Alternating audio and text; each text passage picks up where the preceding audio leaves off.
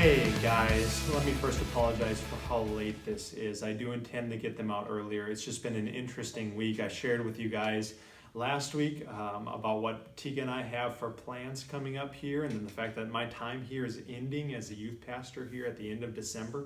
We're going to be sharing that with the students tonight. So we've already been briefing a few families. There's a few students we didn't want to be surprised by tonight, but we're going to be sharing with the students, and I'm going to be sharing with leadership as well.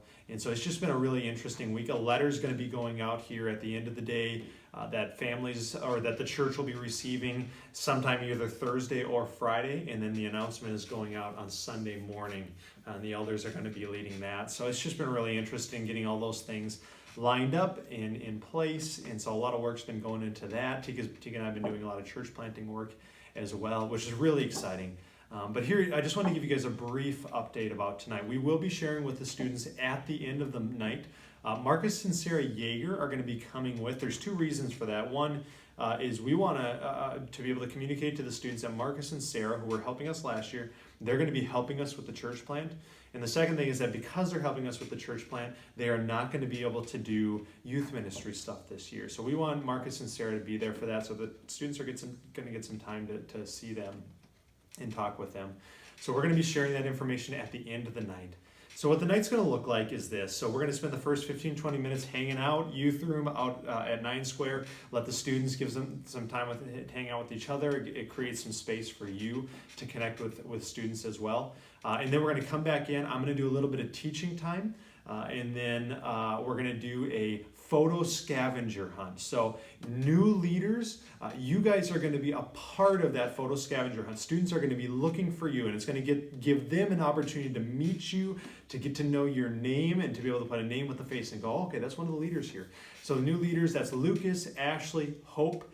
That's going to be something that you're going to be a part of. So that, and then the rest of the leaders, you can jump in on tables to be a part of the photo scavenger hunt. There's going to be sheets at the tables for students to use, and there's going to be certain things that they're looking for. There's going to be a prize for the group that gets back first with a finished sheet. So we're going to have them take pictures with their cell phones. Leaders, if you guys have a decent cell phone with decent cameras, use those. You know, sometimes the students' cell phones aren't quite as good, so I want to encourage you guys to do that. So we'll do the photo scavenger hunt after the teaching time, and then when the students all come back, that's when we're going to share with them. So that'll be about 7:45 or so, and then whatever time is left, we're just going to hang out with the kids. So I have no idea what that's going to look like in terms of how the students are going to respond. I'm not nervous, but I'm sad. You know, we're very sorrowful about sharing these things. We're excited about the future, but very sad about what that means for our relationship with the church and with the students. So let me share 4 things from the text that we're going to be in tonight from 1 Corinthians. This is 1 Corinthians 2, verses 1 to 5. And these 4 things are rooted in the text. And so it's where Paul makes that famous statement where he says, I resolve to know nothing among you except Jesus Christ and him crucified. So we're going to see 4 things from the passage, from those 5 verses.